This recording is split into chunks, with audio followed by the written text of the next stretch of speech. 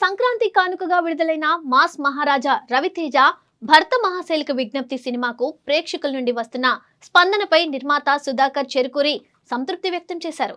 రవితేజ హీరోగా కిషోర్ తిరుమల దర్శకత్వంలో తెరకెక్కిన ఈ చిత్రం అన్ని వర్గాల ప్రేక్షకులను ఆకట్టుకుంటోందని ఆయన తెలిపారు.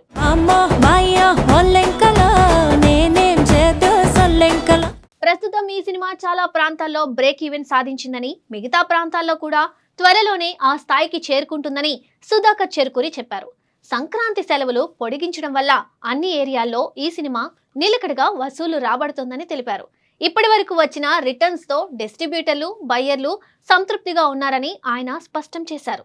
సంక్రాంతి సీజన్ అంటేనే ఫ్యామిలీ ఆడియన్స్ కు ప్రత్యేకమైన సమయమని పేర్కొన్న ఆయన ఈ పండుగ కాలంలో కుటుంబ సమేతంగా చూసే సినిమాలకి ప్రేక్షకులు ఎక్కువగా మొగ్గు చూపుతారని మరోసారి రుజువైందన్నారు.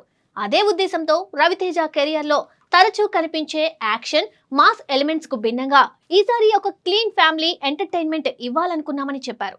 పండుగ వాతావరణానికి సరిపోయేలా అందరూ కలిసి నవ్వుతూ ఎంజాయ్ చేసే సినిమా చేయాలన్న ఆలోచనకు ప్రేక్షకుల నుండి మంచి స్పందన రావడం ఆనందంగా ఉందని తెలిపారు. మొత్తంగా ఈ సంక్రాంతి బాక్స్ ఆఫీస్ పరిస్థితిపై కూడా ఆయన స్పందించారు. ఈసారి విడుదలైన అన్ని సంక్రాంతి సినిమాలు మంచి ప్రదర్శనే కనబరిచాయని అన్నారు.